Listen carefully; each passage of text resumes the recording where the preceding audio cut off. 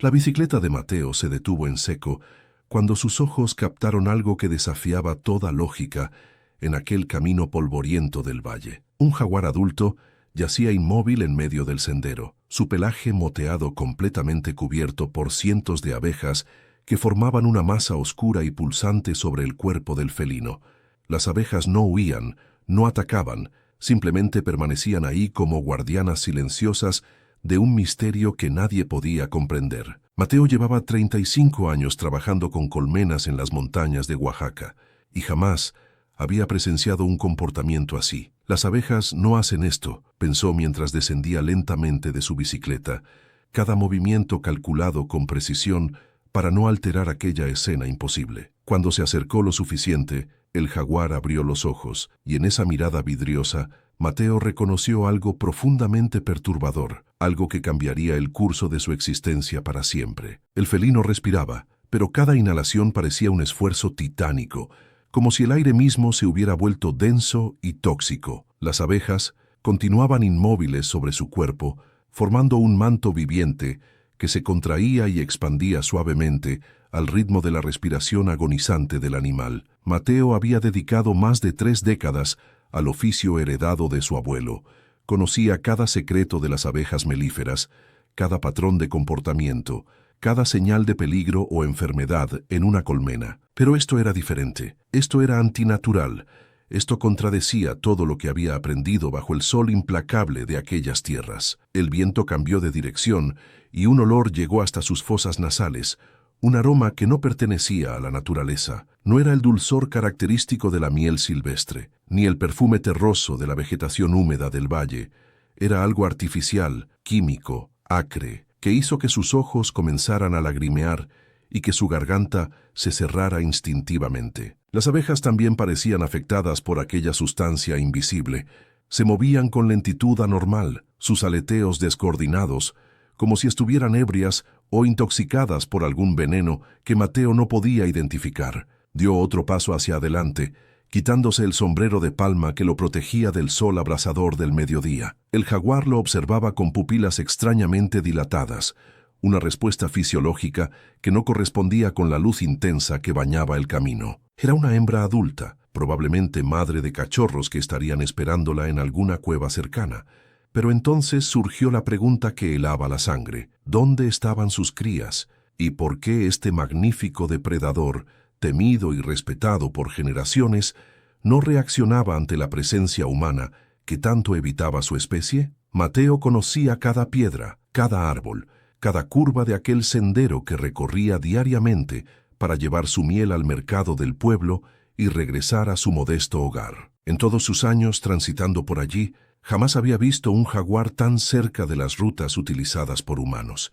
Estos animales son fantasmas del bosque, apariciones que se desvanecen antes de ser vistas, especialmente durante las horas de luz cuando los humanos dominan el territorio. Las abejas comenzaron a reorganizarse sobre el cuerpo del felino, no para abandonarlo, sino para cubrirlo mejor, como si intentaran proteger heridas invisibles a los ojos de Mateo. Algunas volaban en círculos bajos y erráticos, sin dirección aparente, antes de colapsar nuevamente sobre el animal moribundo. Fue entonces cuando Mateo notó el horror que rodeaba la escena. Decenas, quizás cientos de abejas muertas formaban pequeñas montañas oscuras en la tierra rojiza del camino. Algunas todavía se retorcían en agonía, sus patas temblando en espasmos finales, antes de quedar inmóviles para siempre. El corazón de Mateo comenzó a latir con fuerza descontrolada. Sus propias colmenas, el trabajo de toda una vida, estaban ubicadas a menos de 2 kilómetros de distancia. Observó nuevamente al jaguar y vio que una espuma blanquecina había aparecido en las comisuras de su boca. La respiración se volvía más débil, más espaciada, cada vez más distante. Si no actuaba inmediatamente, ese magnífico animal moriría allí, solo, rodeado de insectos agonizantes, y con él morirían las respuestas a preguntas que Mateo aún no sabía formular. Sabía que lo correcto sería alejarse, buscar ayuda de las autoridades competentes, hacer las llamadas necesarias a los organismos de protección animal, pero también sabía, con la certeza que otorga la experiencia de vivir en lugares remotos, que cuando regresara con ayuda ya sería demasiado tarde. El jaguar habría exhalado su último aliento, las abejas estarían todas muertas, y quizás alguien habría limpiado la escena del crimen que él intuía había ocurrido allí. Extendió la mano lentamente, cada centímetro un acto de fe, esperando el ataque defensivo que nunca llegó. Las abejas no reaccionaron con agresividad, no lo picaron, no zumbaron amenazadoramente. Parecían tan enfermas, tan vulnerables como el propio jaguar que custodiaban. Era como si todas las criaturas presentes hubieran sido envenenadas por la misma sustancia maligna, una toxina invisible que no discriminaba entre especies. Pero surgían más preguntas que respuestas. ¿Por qué? ¿Por qué justamente aquí, en este camino que Mateo recorría cada día sin falta? ¿Por qué este jaguar específico? ¿Por qué estas abejas? Mateo aún no sabía que las respuestas a estas interrogantes lo llevarían a enfrentar fuerzas que jamás imaginó existieran en su tranquilo valle, fuerzas capaces de destruir no solo la naturaleza, sino también a quienes se atrevieran a defenderla. Mateo tomó la decisión en una fracción de segundo. Se quitó la camisa de algodón desgastada y la extendió con cuidado sobre el jaguar, cubriendo gentilmente las abejas que aún se movían sobre el pelaje dorado del animal. Para su asombro, los insectos no opusieron resistencia alguna, simplemente se dejaron cubrir como si hubieran perdido por completo el instinto de defensa que define a su especie. Con un esfuerzo que normalmente habría sido imposible para un hombre de su edad, cargó al felino hasta la carretilla de madera atada a su bicicleta. El animal estaba visiblemente deshidratado, mucho más liviano de lo que debería, sus costillas marcándose bajo la piel con una claridad alarmante. Durante todo el trayecto de regreso a casa, las abejas permanecieron bajo la camisa, inmóviles como pasajeros resignados en un viaje hacia destinos desconocidos. Al llegar a su propiedad, Mateo instaló al jaguar bajo la sombra fresca del portal de madera que rodeaba su casa y después corrió desesperado hacia sus colmenas ubicadas en la parte trasera del terreno. Lo que vieron sus ojos hizo que su estómago se revolviera con náuseas violentas. 3 de las 5 cajas estaban completamente silenciosas, tan calladas como tumbas. Las abejas muertas formaban alfombras oscuras en las entradas de las colmenas, y las pocas que aún vivían volaban en círculos completamente desorientados, chocando contra las paredes de madera como borrachas perdidas en la oscuridad. Había perdido casi toda su criación durante la noche anterior, 35 años de trabajo meticuloso, destruidos en apenas unas horas. Décadas de conocimiento acumulado, de cuidados pacientes, de madrugadas vigilando enjambres, todo convertido en cenizas invisibles por un veneno sin nombre. Mateo regresó corriendo hacia el jaguar y comprobó que la respiración del animal era aún más débil que antes, apenas perceptible. Necesitaba ayuda veterinaria urgente, pero el veterinario más cercano del pueblo solamente atendía a animales domésticos, perros y gatos de las familias adineradas. Para fauna silvestre solo conocía a una persona en toda la región, una veterinaria, que ocasionalmente llegaba al valle para campañas de vacunación de ganado. Tomó su bicicleta nuevamente y pedaleó con todas sus fuerzas hasta el pueblo. Cada pedalada, una plegaria silenciosa por la supervivencia del felino. En la farmacia del centro, el dependiente le proporcionó la dirección de Sofía, una veterinaria especializada en animales salvajes que atendía emergencias en toda la zona montañosa. Mateo pedaleó hasta la clínica ubicada en una calle polvorienta del pueblo. Sofía escuchó con atención cuando Mateo explicó atropelladamente sobre las abejas muertas y el estado crítico del jaguar. Su expresión se tornó grave, casi sombría, y sin hacer más preguntas, tomó su maletín de emergencia y declaró que partiría inmediatamente hacia la propiedad.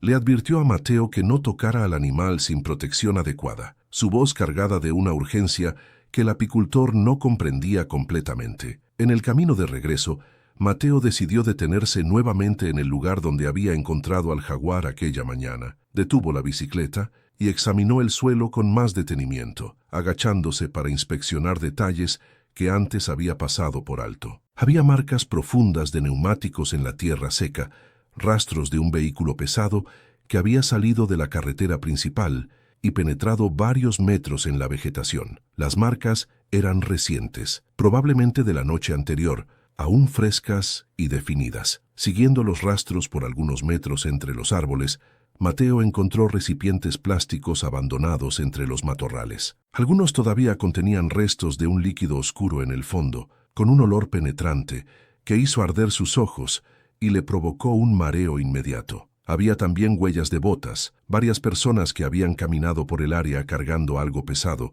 sus pisadas marcadas con claridad en el suelo húmedo cerca del arroyo. Mateo guardó uno de los recipientes en la canasta de su bicicleta, envolviéndolo con un trapo viejo. Cualquiera que fuese la sustancia que habían vertido allí, había sido un acto deliberado, intencional, y por el estado del jaguar y las abejas, no presagiaba nada bueno para nadie en el valle. Cuando llegó de regreso a su casa, encontró al jaguar todavía con vida, pero la espuma en su boca había aumentado considerablemente. Todas las abejas bajo su camisa estaban muertas ahora, sus cuerpecitos rígidos formando un mosaico de muerte sobre la tela. Mateo aún no lo sabía, pero los recipientes que había encontrado contenían la evidencia que cambiaría todo. Sofía llegó conduciendo una camioneta blanca cubierta de polvo del camino, cargada con equipamiento veterinario que tintineaba con cada bache. Era una mujer de 30 y pocos años, cabello negro recogido en una cola de caballo práctica, vestida con pantalones de campo resistentes y botas de cuero gastadas por años de trabajo en terrenos difíciles. Sus movimientos eran precisos y seguros, propios de alguien acostumbrado a manejar situaciones de vida o muerte sin espacio para titubeos. Examinó al jaguar en silencio absoluto durante varios minutos, verificando las pupilas con una linterna pequeña, escuchando la respiración con un estetoscopio, palpando las encías del animal con dedos expertos. Mateo observaba conteniendo el aliento, sosteniendo el recipiente sospechoso que había encontrado en el bosque. Después de lo que pareció una eternidad, Sofía se levantó con una expresión que mezclaba ira y preocupación en partes iguales. Confirmó que el jaguar había sido envenenado con organofosforados, un tipo de pesticida extremadamente tóxico, prohibido en muchos países. El animal estaba en estado crítico, al borde de la muerte, pero todavía existía una posibilidad minúscula de salvarlo si actuaban con rapidez absoluta. Mientras Sofía preparaba el suero y los medicamentos de emergencia, con manos que se movían como las de un cirujano, Mateo le mostró el recipiente encontrado. Ella acercó la nariz con cautela, olió el contenido residual y su expresión se endureció aún más. Reconoció de inmediato el compuesto químico.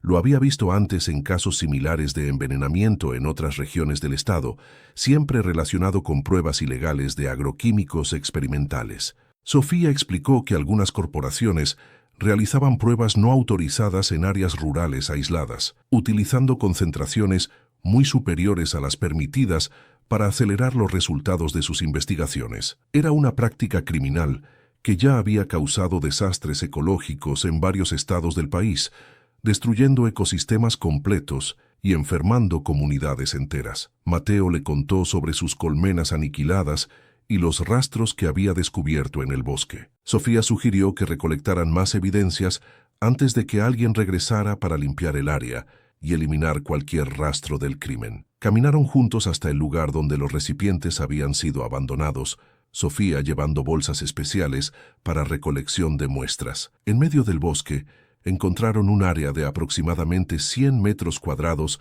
donde toda la vegetación rastrera estaba amarillenta y marchitándose. Pequeños animales muertos, principalmente roedores, tlacuaches y pájaros, estaban esparcidos por el suelo en posiciones antinaturales. Era como si hubieran rociado veneno puro sobre ese pedazo de selva, convirtiendo un rincón de vida en un cementerio silencioso. Sofía recolectó cuidadosamente muestras del suelo contaminado y de las plantas moribundas en frascos esterilizados que llevaba en su mochila. Conocía un laboratorio en la Ciudad de México que podría identificar exactamente qué sustancia había sido utilizada, pero el análisis tomaría varios días, quizás semanas. Mientras trabajaban metódicamente documentando la escena, escucharon el rugido distante de un motor diésel pesado aproximándose por la carretera. Mateo reconoció inmediatamente ese sonido particular. Lo había escuchado antes en el valle. Se escondieron rápidamente detrás de los árboles más gruesos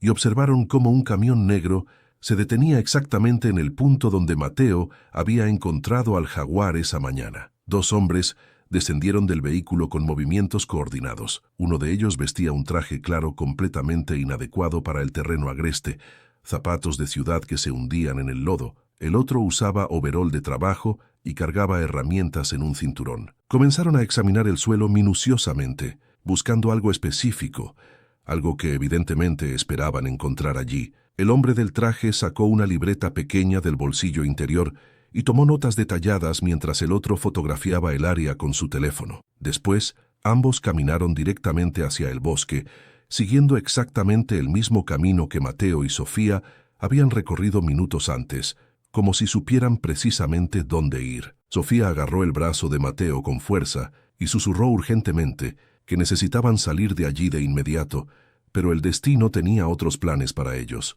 ¿Has notado algo extraño en tu comunidad últimamente? Comparte tu experiencia en los comentarios.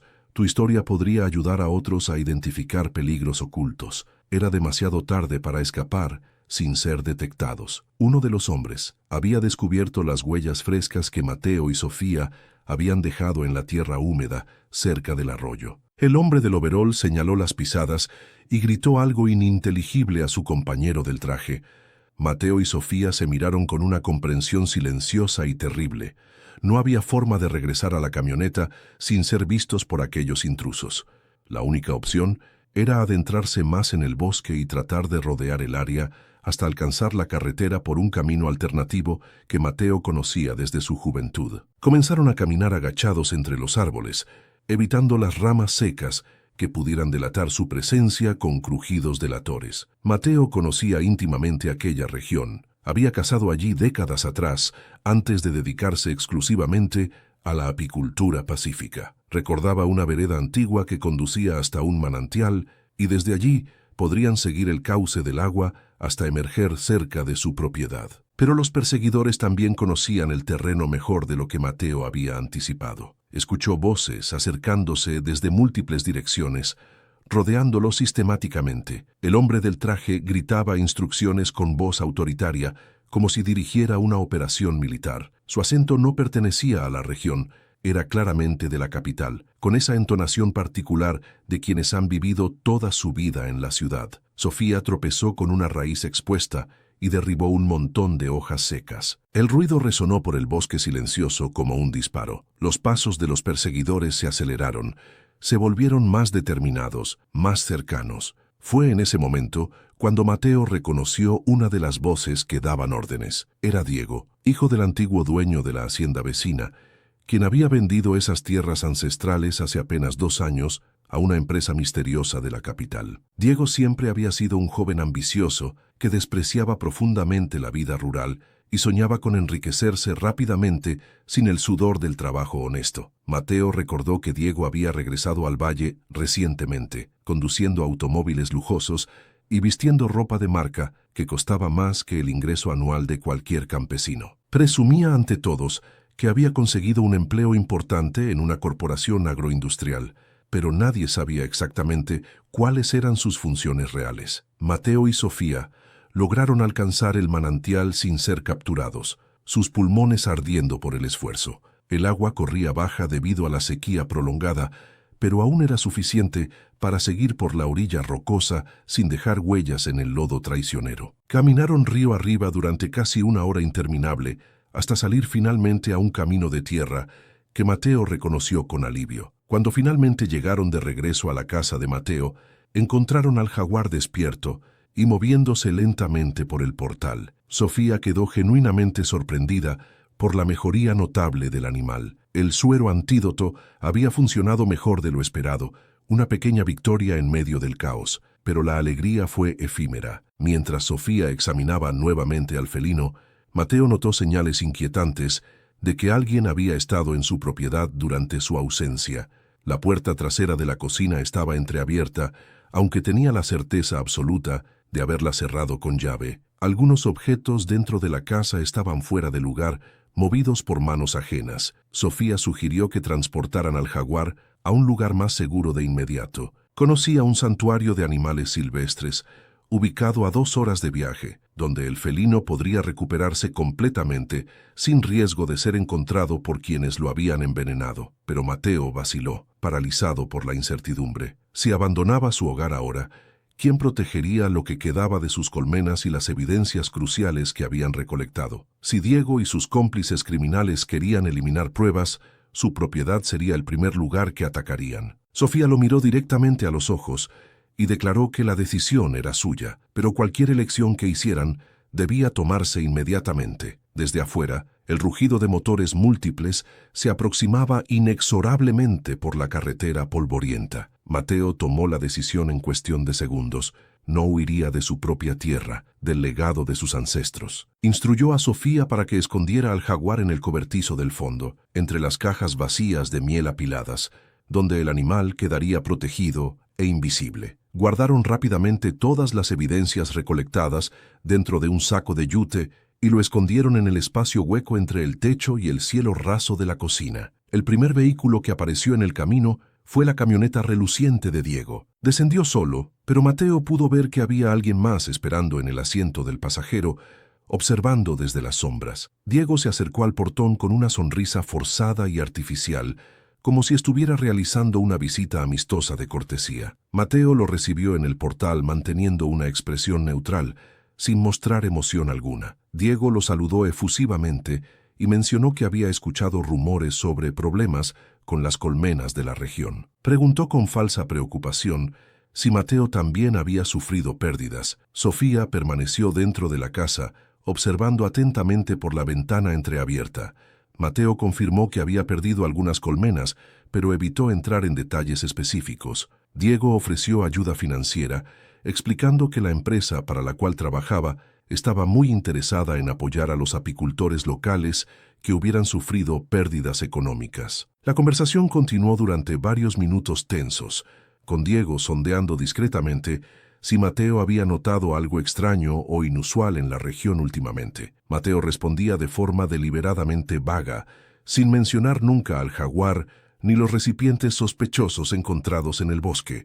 Entonces Diego cambió abruptamente de postura y tono. Comentó que algunos vecinos habían reportado la presencia de una veterinaria foránea en el área y que esto podría causar problemas innecesarios para todos los habitantes del valle. Sugirió con velada amenaza que sería mucho mejor si las cuestiones ambientales quedaran en manos de personas que realmente comprendieran las necesidades del desarrollo económico regional. Mateo sintió la amenaza implícita en cada palabra cuidadosamente escogida de Diego. Este ya no era el muchacho que había conocido desde niño. Había algo frío, calculador y peligroso en sus ojos ahora, una determinación despiadada que nunca había existido antes. Diego extrajo un sobre abultado del bolsillo interior de su chaqueta cara y lo colocó deliberadamente sobre la mesa del portal. Explicó que contenía una propuesta extremadamente generosa para la compra inmediata de la propiedad de Mateo, un valor sustancialmente superior al precio de mercado, siempre y cuando la transacción se cerrara dentro de esa misma semana. Mateo no tocó el sobre maldito. Declaró firmemente que no tenía ningún interés en vender, que aquella tierra había pertenecido a su familia durante 4 generaciones consecutivas. Diego insistió con presión apenas disimulada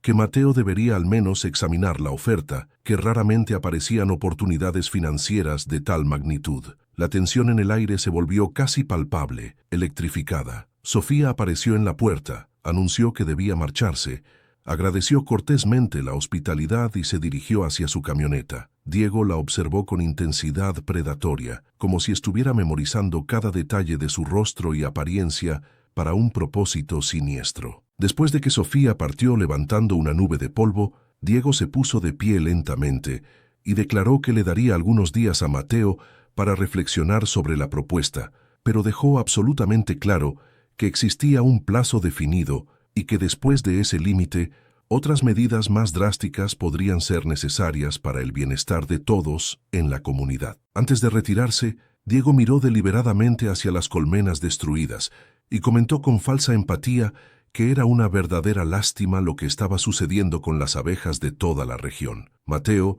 comprendió instantáneamente que aquel comentario no era casual ni inocente, era una advertencia clara y directa. Tan pronto como Diego desapareció por el camino, Mateo corrió hacia el cobertizo donde Sofía había escondido al jaguar. El animal estaba despierto y alerta, pero todavía débil y vulnerable. Sofía había dejado agua fresca y un pedazo de carne que había traído en su camioneta. El jaguar probablemente sobreviviría, pero necesitaría cuidados constantes durante varios días más. Sofía llamó por teléfono esa noche y reveló algo que transformó completamente la situación. Explicó que este no era el primer caso similar que investigaba secretamente. Durante los últimos 8 meses, había documentado situaciones prácticamente idénticas en 4 regiones diferentes del estado. Siempre la misma corporación fantasma, siempre los mismos métodos criminales, siempre las mismas ofertas intimidatorias para comprar tierras después de contaminarlas deliberadamente.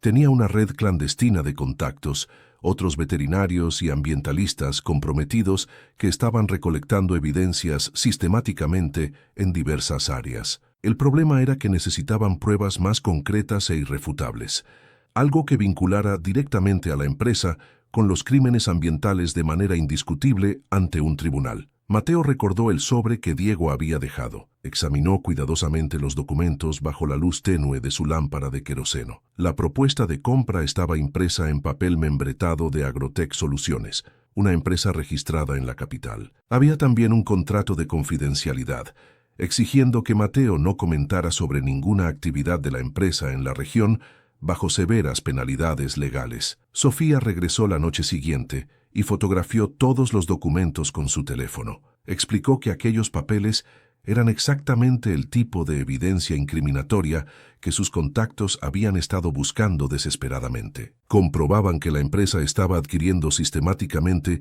tierras donde previamente realizaba pruebas ilegales de sustancias tóxicas. Decidieron que Mateo fingiría considerar la propuesta, ganando tiempo precioso para que Sofía organizara una operación coordinada más amplia. 3 semanas después, Mateo fue despertado por el sonido de múltiples vehículos llegando simultáneamente a su propiedad. Por la ventana, vio a Sofía descendiendo de una camioneta oficial, acompañada por agentes uniformados y fiscales del Ministerio Público. La investigación que había estado desarrollándose en secreto durante meses, finalmente tenía las pruebas directas necesarias para una acción legal coordinada. Los agentes examinaron meticulosamente todas las evidencias que Mateo y Sofía habían recolectado, documentaron con fotografías profesionales las colmenas destruidas y tomaron muestras científicas del suelo contaminado. Pero la sorpresa mayor llegó cuando informaron que Diego ya estaba arrestado. La operación había sido simultánea en 5 regiones del estado, y él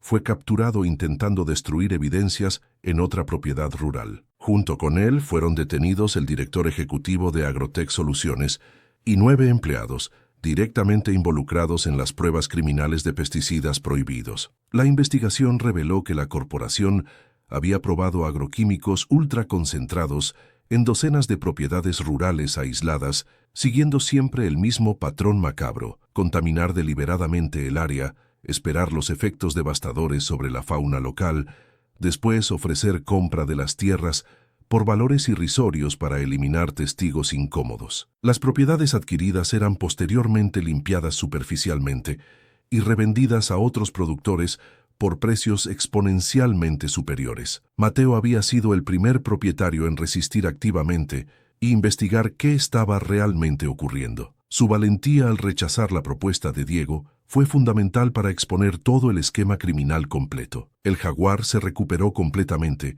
y fue liberado en las montañas cercanas, donde pertenecía. 6 meses después, las nuevas colmenas de Mateo zumbaban con vida renovada. Diego cumpliría 12 años de prisión y Agrotech Soluciones se declaró en bancarrota después de pagar multas millonarias. Mateo había vencido, demostrando que una persona común puede cambiar el mundo cuando la justicia y la verdad guían sus acciones. Esta historia nos recuerda que la naturaleza siempre encuentra formas de pedirnos ayuda y que cada uno de nosotros tiene el poder de marcar una diferencia real en el mundo. Si esta narrativa tocó tu corazón o te hizo reflexionar sobre la importancia de proteger nuestro entorno, te invito calurosamente a compartir tus propias experiencias en los comentarios. ¿Has presenciado alguna vez una situación donde la naturaleza necesitaba protección? ¿Conoces historias similares en tu comunidad? Tu voz importa y juntos podemos crear conciencia sobre estos temas vitales.